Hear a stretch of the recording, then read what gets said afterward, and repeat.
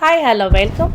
ஒரு குத்து சண்டை ஒரு மைதானத்தில் நடந்துட்டுருக்கு. அந்த மைதானத்தில் பார்த்தீங்கன்னா ஒரே கரகோஷங்களாகவும் ஒரே சத்தங்களாகவும் இருக்குது. ருத்ரன் ருத்ரன் நீ தான் வெற்றி பெறுவ அப்படின்னு சொல்லிட்டு ஒரே கரகோஷங்களாக இருக்குது. ருத்ரன் தாகூர் பார்த்தீங்கன்னா ரொம்ப ஒரு திறமையான வீரன். நிறைய பேர் அந்த குத்து சண்டைக்காக வராங்க, நிறைய வீரர்கள் வராங்க. ஆனால் ஒவ்வொரு வீரராக வீழ்த்தி தான் வெற்றி மட்டும் சொல்றது மட்டும்தான் ருத்ரனுக்கு பழக்கமாகவே இருக்குது. ருத்ரன் இந்த மாதிரி அடுத்து யாராவது இருக்கீங்களா என்ன தோற்கடிக்கிறதுக்குன்னு கேட்கும் போது ஒரு மெல்லிய குரல் ஒன்று கேட்குது. அந்த மெல்லிய குரலில் ஒரு பெண் வரா. அந்த பெண் பேர் அனன்யா. அந்த பெண்ணை பார்த்தோன்னே ருத்ரன் நீ போய் என்ன ஜெயிக்க முடியுமா அப்படின்னு சொல்றான்.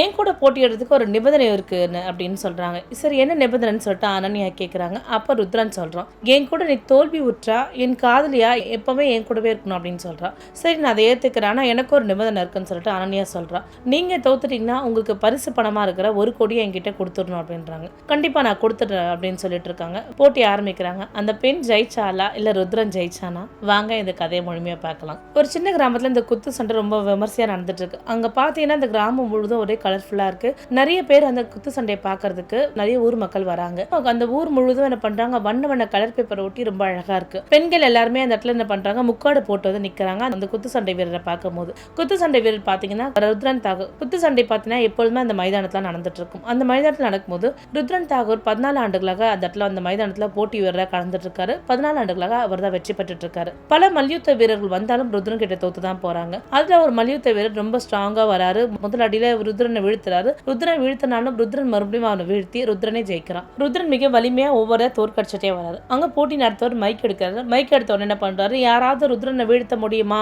அப்படின்னு சொல்லிட்டு நிறைய பேர் கேட்கறாங்க. அங்குள்ள கிராம மக்கள் எல்லாம் ஒருத்தருக்கு மேல ஒருத்தர் பாத்துக்கிறாங்க. ஏன்னா ருத்ரன் தாக்கூர் 1 வருடம் 2 வருடம்ல 14 வருடம் வெற்றி பெற்றிருக்காரு. அந்த போட்டி நடத்துறவர் சொல்றாரு, இந்த வருஷம் பரிசு பணமா 1 கோடி ரூபாய் நாங்க அறிவிக்கிறோம் அப்படின்னு சொல்றாங்க. இதை கேட்டோன்னே கிராம மக்கள் எல்லாருக்கும் ஒரு அதிர்ச்சியா இருக்கு. என்னது 1 கோடியா அப்படின்ற மாதிரி. ஏன்னா கிராம மக்கள் யாரும் அந்த 1 கோடியை பெருசா பார்த்திருக்க மாட்டாங்க. ஒரு அட்வர்டைசிங் கம்பெனி ருத்ரன் மேல ஸ்பான்சர்ஷிப் பண்ணுது. என்ன காரணம் அப்படின்னு பாத்தீங்கன்னா, ருத்ரன் ஜெயித்தாலும் அது செய்தி, ருத்ரன் தோற்றாலும் அது செய்தி. அவங்களுக்கு தேவை செய்தி. அந்த செய்திக்காக 1 கோடி ரூபாய் ஸ்பான்சர்ஷிப் தர அப்படின்னு சொல்றாங்க. அந்த மைக் மூலமா சொன்ன உடனே என்ன பண்றாரு, ஒரு பெரிய மல்யுத்தர் ரொம்ப கனமா பார்க்க ரொம்ப பிரம்மாண்டமா இருக்காரு. அவனை வீழ்த்துறதுக்காக வராரு. ஆனா ருத்ரன் என்ன பண்றான், அந்த கனமா வலிமையா இருக்க அவனை என்ன பண்றா, வீழ்த்திடுறாரு. மறுபடியும் என்னன்னு பண்றாரு, திருப்பியும் வேற ஒருத்தர் வராரு. ருத்ரன் தனக்கு எதிரான மல்யுத்த வீரர் எப்படி முதல்ல கையெடுத்துட்டு வராங்க, அவங்களுக்கு எது வீக் எது ஸ்ட்ராங் அப்படின்ற விஷயத்த ருத்ரன் அவங்கள பார்க்கும் போது கண்டுபிடிச்சிடறான். அந்த வீக் பாயிண்ட் எல்லாம் அட்டாக் பண்றான். அட்டாக் பண்றதுல அவங்க விழுந்துடுறாங்க. அவங்க விழுந்ததால ருத்ரன் ஜெயிச்சிடறான். ருத்ரன் ஒரு முறை ஜெயிக்க ருத்ரனுக்குள்ள ஒரு அலாதியான இன்பம் இருக்கு. தான் தான் வீரன், தான் தான் வெற்றி பெற்ற அப்படின்ற மாதிரி இருக்கு. அப்ப ஊர் மக்கள் எல்லாமே அந்த போட்டி பணத்தை பத்தி யோசனை பண்றாங்க. அங்க டீ கடையில் நிக்கிறவரு, இந்த மாதிரி 1 கோடி ரூபாய் ஊர்ல பணம் யாரும் கொடுத்தது கிடையாது. இது மாதிரி யாராவது போய் கலந்துட்டீங்கன்னா நீங்களும் இந்த பெரிய நகரத்துல ஒரு டீ கடை வைக்கலாம், வச்சு பொழைச்சிக்கலாம் அப்படின்றாங்க. அப்ப அவங்க உள்ள இளைஞர்லாம் பேசிக்கிறாங்க. நம்மளும் போய் கலந்துக்கலாமா, கலந்தா நமக்கு ஒரு 1 கோடி ரூபாய் கிடைக்கும் அப்படின்னு சொல்றாங்க. அப்ப அங்க உள்ள வயதான அவர் சொல்றாரு, 1 கோடி ரூபாய் கிடைக்கிறது பிரச்சனை கிடையாது, நீங்க உயிரோடு இருக்கணும். ஏன்னா இதெல்லாம் 1 நாள் 2 நாள் வர விஷயம் கிடையாது. கிட்டத்தட்ட பல வருடங்களோட உழைச்சிட்டே இருந்தாதான் இந்த அளவுக்கு அவன் வலிமையாக முடியும். ருத்ரன் ரொம்ப வலிமையா இருக்கான், அதனால அவங்க கிட்ட போட்டு யாராலும் ஜெயிக்க முடியாது அப்படின்னு சொல்லிட்டு அந்த பெரியவர் சொல்லிட்டு போயிடுறாரு. ஆனா ருத்ரனுக்கு இன்னும் அதே நம்பிக்கை, இன்னும் வேற யாராவது வந்தாலும் நான் வீழ்த்த ரெடியா இருக்கேன் வாங்க அப்படின்னு சொல்லிட்டு கூப்பிட்டே இருக்கான். ஏன்னா ருத்ரன் குரல்ல சற்று கூட சோர்வே இல்லை. அப்படியே நேரம் ஆயிட்டு இருக்கு. நிறைய மக்களுக்கு நம்மளும் போய் கலந்துக்கலாமான்னு ஒரு ஆசையும் இருக்கு. ருத்ரனோட வலிமையான உடம்பை பார்க்கும்போது அவங்க பயமும் வந்துடுது. ஊர் மக்கள் யாருமே ருத்ரனுக்கு எதிராக போட்டியிட யாரும் விரும்பவே இல்லை. ஏன்னா 1 வருடம் 2 வருடம் கிடையாது, 14 வருடமா ருத்ரன் மட்டும் தான் ஜெயிச்சிட்டு இருக்கா. ருத்ரனுக்கு ஒரு பெருமிதமும் இருக்கு. நம்ம தான் எப்பவுமே ஜெயிப்போம், நம்ம தான் பெரும் வீரன் அப்படின்னு சொல்லிட்டு ஒரு பெருமிதம் எப்பவுமே இருந்துட்டு இருக்கு. மாலை நேரம் முடியுது. மாலை நேரம் முடியும் போது ருத்ரன் அந்த மைதானத்துல உட்கார்ந்துட்டு இருக்கா. வேற யாராவது வருவாங்களா அப்படின்னு சொல்லிட்டு இரவு ஆயிடுது. இரவு முடிஞ்சோடனே அடுத்த நாள் காலைல பாத்தீங்கன்னா ஒரு மண் ரோட் போட்டிருக்கு. தகரம் போட்டு ஒரு ஷீட் போட்டு ஒரு வீடு இருக்கு. அந்த ஷீட் பாத்தீங்கன்னா நல்லா ஒரு காத்து அடிச்சதுல அந்த ஷீட் தூக்கிக்கும். அது மட்டும் இல்லாம அந்த சுவரெல்லாம் மண்ணால் ஆன சுவர்.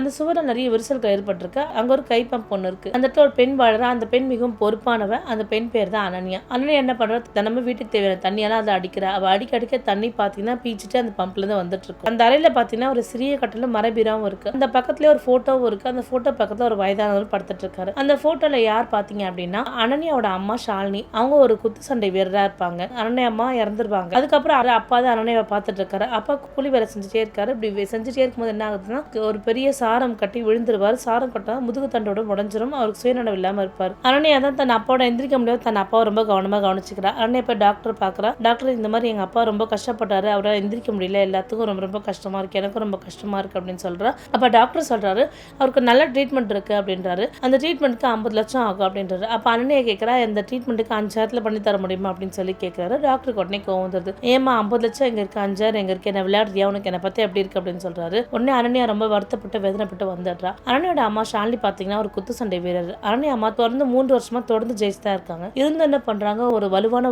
ஒருத்தர் கூட குத்து சண்டை போடும்போது அவங்க என்ன பண்றாங்க, அவங்க முதுகெலும்பு உடஞ்சு என்ன பண்றாங்க, அவங்க இறந்துடுறாங்க.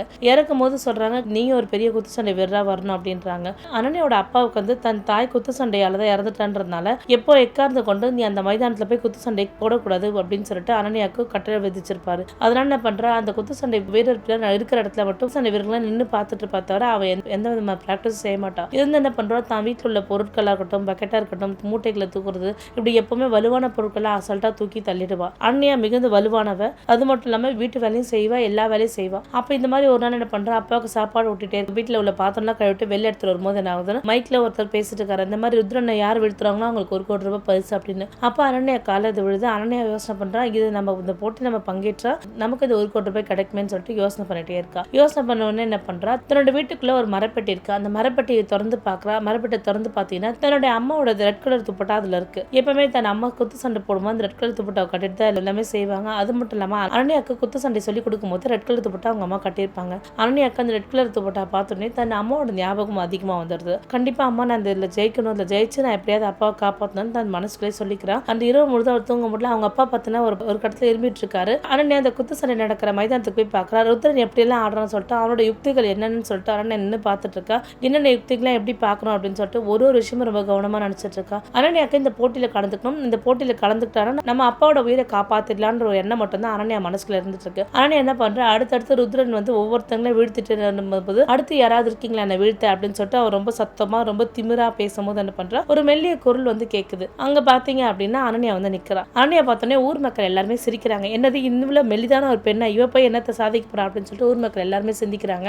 அப்ப அனன்யா சொல்றா, கண்டிப்பா நான் உன்னை வீழ்த்துவேன், எனக்கு அந்த சக்தி இருக்கு அப்படின்னு சொல்றா. அப்ப ருத்ரன் என்ன சொல்றா, ரொம்ப அன்பாவே சொல்றான், இந்த குத்து சண்டையெல்லாம் ரொம்ப சாதாரண விஷயம் கிடையாது, நீ வந்து ஒழுங்கா போயிடு அப்படின்னு சொல்லிட்டு ருத்ரன் வந்து அவளை எச்சரிக்கிறான். ஆனாலும் அனன்யா என்ன பண்றா, நான் வந்து ஒன்னு ஜெயிப்பேன் அப்படின்னு சொல்லிட்டு ஒரு நம்பிக்கையோட வரா. ஒரு சில பேர் என்ன பண்றாங்க, இந்த ஷாலினியோட மகள் தானே, இந்த ஷாலினியோட மகள் குத்துச்சண்டை வீரரோட மகள் தானே, கண்டிப்பா இவக்குள்ளே ஏதாவது ஒரு விஷயம் இருக்கும். ஏன்னா அவங்க அம்மாவே அந்த காலத்துல அவ்வளவு அழகா குத்து சண்டை பண்ணுவா. அது மட்டும் இல்லாம நிறைய பேர் அவ அம்மா வீழ்த்திருக்கா. கண்டிப்பா இந்த பெண்ணாலும் ஏதாவது சாதிக்க முடியும், நம்ம பொறுத்திருந்து பார்ப்போம், நம்ம இவ போட்டிருக்க ஆடை வச்சு நம்ம வந்து நிர்ணயிக்க வேண்டாம் அப்படின்றாங்க. இருந்தாலும் ருத்ரன் வந்து அனன்யா பார்க்கும்போது ருத்ரனுக்கு கொஞ்சம் பாவமா தான் இருக்கு. தயவு செய்து நீ வராத, நான் வர முடியாதுன்னு சொல்லிட்டு போயிடு அப்படின்றா. நான் வந்து இப்ப போராட வந்திருக்கேன், என் வாழ்க்கை ரொம்ப முக்கியமான ஒரு விஷயம் அப்படின்றா. அங்க பாத்தீங்கன்னா அந்த அட்வர்டைசிங் கம்பெனில ரூபாய் 1 crore தங்கல் பிரைஸ் அப்படின்னு சொல்லிட்டு போட்டிருப்பாங்க. அந்த அட்வர்டைசிங் கம்பெனியோட மூலியமா பாத்தீங்கன்னா நியூஸ்ல எல்லாம் இப்ப வந்து அனன்யாவும் பேட்டி எடுக்கிறாங்க. அனன்யா பாத்தீங்கன்னா பிடிவாதமா கண்டிப்பா நான் அவனோட போட்டியிடுவேன்னு சொல்லிட்டே இருக்காங்க. அங்க உள்ள போட்டியாளர்கள் மைக்ல அனௌன்ஸ் பண்றாங்க, அனன்யா இப்ப வந்து ருத்ரனோட போட்டியிட போறான்னு சொல்லிட்டு அனௌன்ஸ் பண்றாங்க. அதுல ஒரு சில பேர் பாத்தீங்கன்னா கிண்டல் பண்றாங்க, இவ எங்க இருந்து ஜெயிக்க போறான்றாங்க. அதுல பெண்கள் பாத்தீங்கன்னா எல்லாருமே அமைதியா நின்று அவளை வேடிக்கை பார்த்துட்டு இருக்காங்க. ஆம்பளை பசங்க என்ன பண்றாங்க, இவ எவ்வளவு நேரம் நீடிக்குதுன்னு பாக்கலாம், ருத்ரன் பாத்தீங்கன்னா அவ்வளவு பலமானவனா இருக்கான், இவ பாத்தீங்கன்னா இவ்வளவு மெல்லிசா இருக்கா, இவ போய் என்னத்த சாதிக்க போறா அப்படின்னு சொல்லிட்டு இருக்காங்க. அனன்யா என்ன சொல்றா, ரொம்ப தைரியமா நான் உனக்காக பயந்து காயப்பட்டுருமோலாம் பயந்து போடல, ஒரு போட்டினா காயப்படுவான், அந்த காயப்பட்டாலும் எனக்கு பரவாயில்ல கிடையாது, ஆனா நான் உன்னை ஜெயிச்சேன்னு சொல்லிட்டு நான் பெருசா காயப்படணும் அப்படின்றாங்க. இருந்து எவ்வளவு சொல்லி பாக்குறா, இருந்து மனநியா பிடிவாதமா கேட்காம என்ன பண்றா, அந்த கீழே அந்த மண்ணை புரட்டி தன் அம்மாவோட துப்பட்டா என்ன பண்றா, இடுப்புல கட்டிக்கிறா. ருத்ரன் வீழ்த்ததுக்காக ரெடியாக இருக்கா. ருத்ரனுக்கு இருந்த ஆத்திரத்துல ருத்ரன் ரொம்ப வேகமா வரா. ருத்ரன் என்ன பண்றான், தன் வலது கால பின்னாடி வச்சுட்டு என்ன பண்றான், உடனே அவ கழுத்தை நெரிச்சு கீழே சாக்கணும்னு உடனே ரொம்ப வேகமா ஓடி வரான். அனன்யா என்ன பண்றான், அவனோட இடது காலையை அவளோட இடது காலையில திருப்பிக்க பாக்குறான். இந்த ருத்ரன் என்ன பண்றான், அப்படியே தூக்கி அல்லாக்கா தூக்கி போட்டுறான். ஏன்னா அனன்யா பாத்தீங்கன்னா ரொம்ப ஸ்ட்ரென்த்தாலாம் கிடையாது, ரொம்ப மெலிசான பெண்ணா தான் இருக்கா. இருந்தாலும் ருத்ரனுக்கு மனசு கொஞ்சம் வலிக்குது, ஒரு பெண் பிள்ளை எப்படி தூக்கி போடுறமேன்னு சொல்லிட்டு வருத்தப்படுறான். இப்பவும் அவன் சொல்றான், இப்பவும் ஒரு வாய்ப்பு கொடுக்குறான் அனன்யாவுக்கு, ஒழுங்கு மரியாதை நீ அந்த இடத்த விட்டு போ, இப்ப பாத்தியா எப்படி விழுந்தன்னு, இது உனக்கு தேவையா, இந்த விழுறதோட போய்க்கலாம் போ அப்படின்னு சொல்றா. எல்லாரும் அப்படியே உன்னிப்பா பாத்துட்டு இருக்காங்க. அப்ப அங்க ஒரு முதியவர் மட்டும் சொல்றாரு, இது இன்னும் முடியவில்லை, இதுதான் ஆரம்பமே அப்படின்னு சொல்றாங்க. அங்க பாத்தீங்கன்னா அந்த மைதானத்துல சூழல் மாறிட்டே இருக்கு. யார் ஜெயிக்க போறாங்கன்ற ஒரு ஆறாவரம் எப்பவுமே அந்த மக்களோட இருந்துட்டே இருக்கு. ஏன்னா எப்பவுமே வந்து ருத்ரன் மட்டும் தான் ஜெயிப்பான். இந்த டைம் ஒரு பெண் பிள்ளை இறங்கி இருக்கு, அந்த பெண் பிள்ளை தோற்குமா ஜெயிக்குமா அப்படின்னு தெரியலன்னு சொல்லிட்டு ரொம்ப ஆரவாரமா மக்கள் எல்லாம் பார்த்துட்டே இருக்காங்க. அப்ப ருத்ரன் மறுபடியும் ஒரு எச்சரிக்கை பண்றான், இங்க பாருமா, உன்னால முடியாது, நீ தெரியாம வந்துட்டுன்னு கூட சொல்லிட்டு போ, நான் ரொம்ப பலமா இருக்கேன், நீ ரொம்ப பலவீனமா இருக்க அப்படின்றா. இப்பவும் மறுபடியும் என்ன பண்றா, அனன்யா தன்னோட நம்பிக்கையை விடாம கண்டிப்பா நான் உன்னை வீழ்த்துட்டு இந்த பணத்தை எடுத்து தான் போவேன், எனக்கு இந்த பணம் ரொம்ப முக்கியமான விஷயம் அப்படின்னு சொல்றா. அப்ப அனன்யா என்ன பண்றா, உடல் தோரணை பாக்குறா, இவன் என்னென்ன விஷயம் செய்யறான், என்னென்ன தப்பு இவன் செய்யறான்னு சொல்லிட்டு ரொம்ப உன்னிப்பா கவனிக்கலாம்னு சொல்லிட்டு என்ன பண்றா, அவனோட இடது தோள்பட்டையை பாத்தீங்கன்னா அவன் எப்பவுமே ரொம்ப அதிக பலத்தோட வச்சுக்கிறான். வலது தோள்பட்டை அந்த அளவுக்கு அதிக பலமா இல்ல. அதனால அனன்யா என்ன பண்றா, இவனை எப்படி வீழ்த்தலாம்னு சொல்லிட்டு சின்ன சின்ன யுக்திகள் பார்த்துட்டே இருக்கா. அவங்ககிட்ட எது வீக்கா இருக்கு, எது ஸ்ட்ராங்கா இருக்கு அப்படின்னு பார்த்துட்டே இருக்கா. மறுபடியும் என்ன பண்றா, ருத்ரன் அவனோட 2 கைகளால அனன்யோட கழுத்தை பிடிச்சிடறான். காலால அவளை தள்ளி விடுறதுக்காக வீழ்த்தணும்னு பாக்குறான். ஆனா அனன்யா எவ்வளவு முயற்சி பண்றா.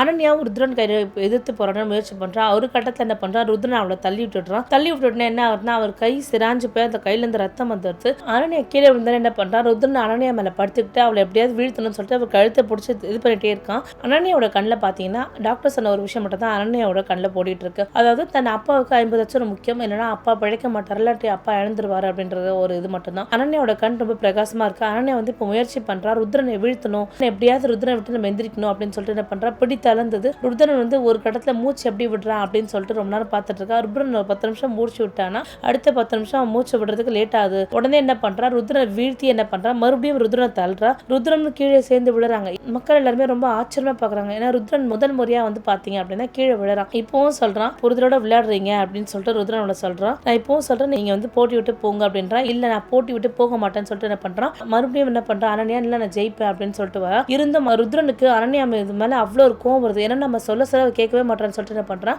மேல சாஞ்சுக்கிறான். இப்போ உனக்கு ஒரு வாய்ப்பு தானே, ஒழுங்கா போயிடும், வாழ்க்கையை காப்பாத்திக்கோ, ஒரு பெண் பிள்ளையா இருக்கு அப்படின்னு சொல்லிட்டு சொல்றான். அனன்யா ஒரு கணமும் என்ன பண்றா, தன் நம்பிக்கை விடாம என்ன பண்றா, இல்ல நான் ஜெயிப்பேன் அப்படின்றா. அங்குள்ள மக்கள் எல்லாருமே அனன்யா கத்தி அவங்க கரகோஷங்கள் எழுப்புறாங்க. எழுப்பினோடனே என்ன பண்றா, அனன்யாவும் முயற்சி பண்ணி அப்படியே நம்மள ருத்ரனை வீழ்த்தணும்ன்ற ஒரு எண்ணத்தோட என்ன பண்றா, ஒரு பக்கமா முயற்சி பண்ணிட்டே இருக்கா. தன்னோட முயற்சி பண்ணி எழுந்துக்கணும், நம்ம இவனை ஜெயிச்சிடணும்ன்ற எண்ணம் மட்டும் தான் அனன்யா மனசுக்குள்ள இருந்துட்டே இருக்கு. அனன்யா வந்து கொஞ்சம் கொஞ்சமா பலவீனமா ஆயிட்டே இருக்கா.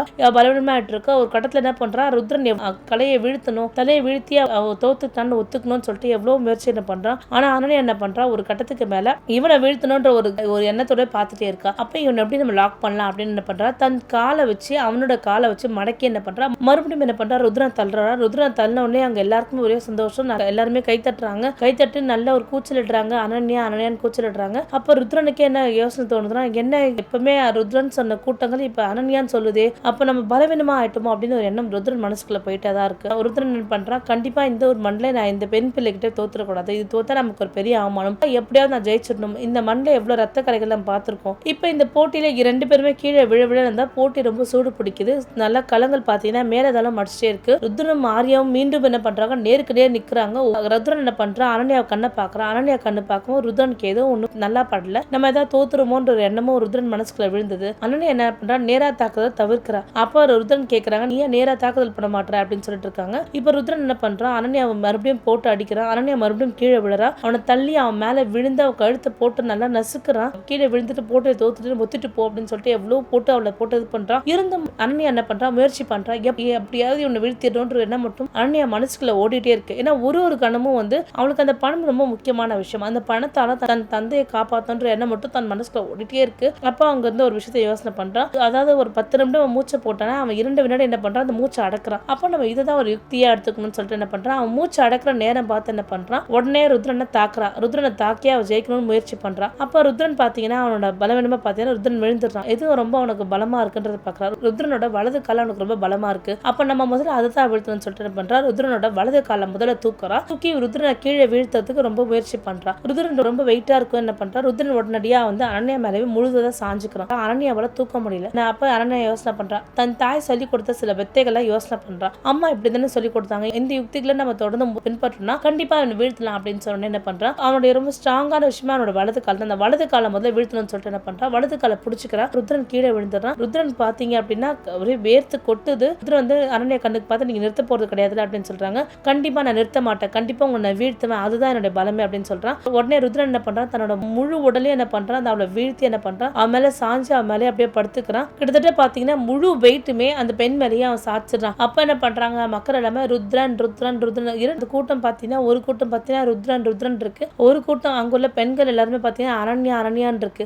அப்ப எவ்வளவு சொல்லி பாக்குறான் அனன்யா கிட்ட, அனன்யா நான் 14 வருஷமா நான் தான் ஜெயிச்சிருக்கேன், இந்த வருஷம் நான் தோத்துட்டேன், எனக்கு பெரிய விஷயம் அப்படின்னு சொல்றான். ஆனா இருந்தும் அனன்யா மனசுக்குள்ள ஒரு கோபமா மாறிட்டே இருக்கு. ஏன்னா தன் தந்தைக்கு இந்த பணம் ரொம்ப முக்கியம் சொல்லிட்டு ரொம்ப அவரோட பலத்தை எல்லாம் ஒன்று திரட்டி என்ன பண்றா, ருத்ரனை கீழே தள்ளி விட்டுறா. ருத்ரனை கீழே தள்ளுறா. ருத்ரனை கீழே தள்ளோன்னா அங்க உள்ள மக்கள் எல்லாமே ஒரே சந்தோஷப்படுறாங்க. இந்த முறை பாத்தீங்கன்னா ருத்ரன் கீழே விழுந்துட்டு அனன்யா வந்து ருத்ரனுக்கு மேல பாத்துட்டு இருக்கா. அவனோட தலையை படுக்க வச்சு தோத்துக்கிட்டன்னு ஒத்துக்க சொல்லி எவ்வளவு இது பண்றா, எவ்வளவு டைட்டா பண்றா. ஆனா ருத்ரனும் அவனோட பலம் எல்லாம் ஒன்று திரட்டி எப்படியா நம்ம எந்திரிச்சணும், நம்ம தோத்துறக்கூடாது, 14 வருஷம் நம்ம வெற்றி பாகை சூடிட்டோம், இந்த 14 வருஷம் வெற்றி பாகை சூடினா இந்த ஒரு வருடத்துல நம்ம தொலைச்சிடக்கூடாதுன்னு சொல்லிட்டு எவ்வளவோ முயற்சி பண்றான். ரொம்ப தைரியமா பண்ணிட்டு என்ன பண்றான், அனன்யா வீழ்த்தி எந்திரிக்கலாம். அப்படி எந்திரிக்கும் போது என்ன பண்றா, அனன்யா தூக்கி விசிறடிக்கப்படுறா. தூக்கி விசிறடிக்கப்பட்டு விழுறா. ருத்ரனுக்கு இருந்தாலும் பெண் பிள்ளைன்னு சொல்லிட்டு ஒரு கவலையும் மனசுக்குள்ள இருக்கு. அப்ப இதுதான் அவங்க எல்லை அப்படின்னு சொல்லிட்டு அவன் என்ன பண்றான், அனன்யாவை எச்சரிக்கை பண்றான். அப்ப அவங்க போட்டி நடத்துற என்ன பண்றாரு, இன்னும் 5 வினாடிக்குள்ள அனன்யா எந்திரிக்கல அப்படின்னா அனன்யா தோத்துன்னு நாங்க அறிவிச்சிருவோம் அப்படின்னு சொல்றா. அப்ப தான் மனசுக்குள்ள நினைச்சுக்கிறான், இது பணத்துக்காக போறது மட்டும் கிடையாது, அம்மா முடிக்காம போன விஷயத்த நம்ம முடிக்கணும் அப்படின்றத தன் மனசுக்குள்ள அனன்யா நினைச்சுக்கிறா. அம்மா ஒரு போட்டியில தோற்றுதான் அம்மா வந்து இறந்து போனாங்க, அம்மா தோற்று போனதை நம்ம ஜெயிச்சே காமிக்கணும்ன்ற எண்ணம் தன் மனசுக்குள்ள அனன்யா மனசுக்குள்ள ஓடிக்கிட்டே இருக்கு. அங்க பாத்தீங்கன்னா உண்மையா நான் போறேன் இப்பதான் தொடங்குது. ஏன்னா அனன்யா வந்து தன் தாயும் தன் மனதளோட நினைச்சுக்கிறா, அம்மா நீ எப்பவுமே என் கூட இருக்கணும், நீ தோத்து போய் இறந்துட்ட, அம்மா நீ தோத்து போன இடத்துல நான் வந்து ஜெயிச்சே காமிக்கணும், கண்டிப்பா நான் இவனை வீழ்த்தணும், எனக்கு உன்னோட சக்திகள் எல்லாம் கொடுன்னு சொல்லிட்டு தன் தாயை மனசார பிரார்த்தனை பண்ணிக்கிறான். தன் தாய் எப்பவும் தன் கூட இருக்கிறதா சொல்றா. அப்புறம் இவன் பாத்தீங்க அப்படின்னா ரொம்ப நேரமா வந்து அனன்யா கூட சண்டை போட்டுருக்கான். ஒரு கட்டத்துல வந்து ருத்ரன் ரொம்ப சோர்வாடுறான். ருத்ரன் வந்து இப்போதான் நேருக்கு நேரா போட்டுக்கிடுறாங்க, யாருக்கு என்ன பலவீனம்னு சொல்லிட்டு நல்லா அவனோட யுக்திகள் எல்லாமே வந்து அனன்யா கண்டுபிடிச்சிடா. அனன்யா கண்டுபிடிச்ச ஒவ்வொரு இடத்துலயுமே அட்டாக் பண்ண ஆரம்பிக்கிறா. அட்டாக் பண்ணும்போது பாத்தீங்கன்னா அனன்யா பின்வாங்கிக்கிறா. அப்போ வந்து ருத்ரன் வந்து வலிமை எழுந்ததா உணர்றான். ருத்ரன் என்ன பண்றான், அனன்யா தூக்கி குப்புற போடுறான். குப்புற போட்டு அவனோட வலிமை தாங்க முடியாம என்ன பண்றான், ருத்ரனும் கீழே விழுந்துறான். எங்க பாத்தீங்க அப்படின்னா ருத்ரனும் கீழே விழுந்துடுறான், அனன்யாவும் கீழே விழுந்துடுறான். அனன்யா அவன் மூச்சு இழுத்து விடுற. அனன்யா தன் தந்தையை நினைக்கிறா. தன் தந்தையை நினைச்சா ஐயோ நம்ம இந்த பணம் எல்லாம் தந்தையை காப்பாற்ற முடியாது, தன் அம்மா பதக்கம் வாங்கினது யோசனை பண்ணிட்டு இருக்கான். கண்டிப்பா ஒரு நாள் ஜெயிக்க முடியும், அனன்யாவுக்கு ஜெயிக்க முடியும் தன்னை சொல்ற மாதிரி தன் அம்மா சொல்ற மாதிரி அனன்யா நினைச்சுக்கிறா. நினைச்சு பார்த்துட்டே இருக்கான். அப்ப ருத்ரன் பாத்தீங்கன்னா ஒரு 10 வினாடி மூச்சு விடாம இருக்கான். இந்த நேரத்தில் என்ன பண்றான், தன்னோட காலால அவனோட காலை மடக்கி என்ன பண்றான், ருத்ரனை கீழே விழுத்துறா. எந்திரிக்க முடியாம ரொம்ப டைட்டா பிடிச்சிக்கிறான். ஏன்னா அந்த பணத்தோட தேவை ரொம்ப முக்கியமா இருக்கு. இந்த பணம் கிடைக்கல அப்படின்னா தன் தகப்பன் உயிரோட இருக்க மாட்டாருக்காக யோசனை பண்றான். இப்ப அனன்யா பாத்தீங்கன்னா ருத்ரன் மேலேயே வந்து படுத்துக்கிறான். எப்படியாவது அவனை வீழ்த்தணும், இவனை வீழ்த்தினாதான் நமக்கு பணம் கிடைக்குன்றதான் ரொம்ப முயற்சி பண்றான். தன்னோட காலை வச்சு தன்னோட இடுப்பை லாக் பண்றான். ஒரு கட்டத்துல பாத்தீங்கன்னா ருத்ரன் முயற்சி பண்றான். தன்னோட தோல்வியை ஒத்துக்கிறான். ஊர் மக்களுக்குலாம் அவ்வளவு சந்தோஷம். ஷாலினியோட மகள் அனன்யா ஜெயிச்சிட்டான்னு சொல்லிட்டு கிளாப் தட்டுறாங்க, ஒரே கூச்சலிடுறாங்க. அங்க ஊர் மக்கள் எல்லாருக்குமே ரொம்ப சந்தோஷமா இருக்கு. அனன்யா அந்த போட்டியை ஜெயிச்ச உடனே என்ன பண்றாங்க, அந்த அட்வர்டைசிங் கம்பெனில இருந்து 1 கோடி ரூபாய் அவளுக்கு பரிசு தொகையை கொடுத்துடுறாங்க. ஊர் மக்கள் எல்லாருமே ஒரே சந்தோஷம். ருத்ரன் என்ன பண்றான், தான் செஞ்ச தவறுக்காக வருத்தப்படுறான். நீங்க ரொம்ப கரெக்டா ஆடினீங்க, நீங்க நிறைய யுக்திகளை நீங்க எனக்கு சொல்லி கொடுத்துருக்கீங்க, உங்ககிட்ட தான் நிறைய விஷயம் கத்துக்கிட்டேன்னு சொல்லிட்டு அனன்யாவுக்கு நன்றி சொல்லிக்கிறான். போட்டி பணத்தை ஜெயிச்சால வாழ்த்துக்கள் சொல்றான். அந்த 1 கோடி ரூபாய் பணத்தை எடுத்துட்டு அனன்யா என்ன பண்றா, தன் அப்பாவை மருத்துவமனையில அட்மிட் செஞ்சிருக்கா. மருத்துவமனைக்கு போறா. டாக்டர் இந்த மாதிரி நான் வந்து எங்க அப்பாவை காப்பாற்றணும், நான் பணம் ஏற்பாடு பண்ணிட்டேன் அப்படின்னு சொல்றான். டாக்டர் வந்து அனன்யா நிலைமை பார்த்தோன்னே ஏதோ ஒரு போட்டியில கலந்துதான் இந்த பெண் ஜெயிச்சுட்டு வந்திருக்கா அப்படின்ற ஒரு எண்ணத்தை மட்டும் தெரிஞ்சுக்கிட்டாரு. அந்த 1 கோடி ரூபாய் பணத்துல 50 லட்சம் கட்டிட்டு 50 லட்சம் கட்டிட்டு அவருக்கு ட்ரீட்மெண்ட் உள்ள போயிட்டு இருக்கு. ஒரு கட்டம் பாத்தீங்கன்னா அனன்யா வெளில உட்காந்து அழுதுட்டு இருக்கா. தன் அம்மா பக்கத்துல இருக்க மாதிரியே உணர்றா. கடவுளை வேண்டிட்டு இருக்கா. 2 மணி நேரம் கழிச்சு என்ன பண்றாங்க, டாக்டர் வெளில வராங்க. வெளில வந்து டாக்டர் எங்க அப்பா அப்படி இருக்காரு அப்படின்னாங்க. பயப்படுறதுக்கு தேவையில்லை, உங்க அப்பா வந்து நல்லா குணமாயிட்டாரு அப்படின்னு அனன்யாக்கு ஒரே சந்தோஷம். எனக்கு இருந்த ஒரே ஒரு சொத்து எங்க அப்பா மட்டும்தான், எங்க அப்பா வாழ்க்கையில நல்லா இருந்தா எனக்கு அதுவே சந்தோஷமா இருக்கும் அப்படின்னு சொல்லிட்டு என்ன பண்றா, ரொம்ப சந்தோஷப்படுறா. அது மட்டும் இல்லாம என்ன பண்றா, மீது உள்ள 50 லட்சத்தை நம்ம அந்த வீட்டை சரி பண்ணிட்டு தன் அப்பாவை எப்பவும் நம்ம கூட ரொம்ப சொகுசா வச்சுக்கணும், அப்பாவை கஷ்டப்படாம வச்சுக்கணும் அப்படின்னு சொல்லிட்டு என்ன பண்றா, தன் அப்பாவை ரொம்ப நல்லபடியா வீட்டுக்கு கூட்டு வந்து பாத்துக்கிறான். வீட்டுக்கு வந்ததுக்கு அப்புறம் அப்பா சொல்றா, உண்மையாவே நீ வலிமையான பெண்மா அப்படின்னு சொல்றா. உன்ன மாதிரி பெண் கிடைக்க நான் ரொம்ப கொடுத்து வச்சிருக்கணும் அப்படின்னு சொல்லிட்டு தன் மகளை ரொம்ப போடுறாரு. அப்ப அங்க உள்ள குட்டி குட்டி பசங்க அனன்யா கிட்ட வந்து என்ன சொல்றாங்க, அனன்யா கிட்ட அக்கா எனக்கு குத்து சண்டெல்லாம் கத்து தரீங்களா அப்படின்னு சொல்றான். அனன்யா என்ன யோசனை பண்றான்னா, நம்ம ஏன் சொல்லித்தரக்கூடாதுன்னு சொல்லிட்டு என்ன பண்றான், தன் தாய் செஞ்சு இந்த குத்து சண்டை என்ன பண்றான் அங்க உள்ள பெண் பிள்ளைங்களுக்கும் ஆண் பிள்ளைங்களுக்கும் சொல்லித்தரா. இப்படியே அவனோட வாழ்க்கை தொடர்ந்து பயணிச்சிட்டே இருக்கு. அதாவது பணக்காசை விட ஒரு தைரியம் ரொம்ப முக்கியமா இருந்தது. அவன் உடல் மெலிதா இருந்தாலும் தன் தைரியமும் தன்னம்பிக்கையும் ரொம்ப நிறைந்திருந்தது அனன்யா கிட்ட. தன் தைரியமும் தன்னம்பிக்கையும் நிறைந்ததால் தான் வாழ்க்கையில வெற்றி பெற முடிஞ்சது. எந்த ஒரு விஷயத்துல நம்ம போராடணும் அப்படின்னா நம்மளோட தைரியமும் நம்பிக்கையும் நிறைந்திருந்தா நம்ம வாழ்க்கையில எப்பவுமே வெற்றி பெறலாம். நீங்களும் உங்க வாழ்க்கையில தைரியமும் நம்பிக்கையோட நிறைஞ்சிருங்க. கண்டிப்பா உங்க வாழ்க்கையில நீங்களும் வெற்றி பெறலாம். மீண்டும் வேற ஒரு நல்ல கதையில் சந்திக்கிறேன். நன்றி, வணக்கம்.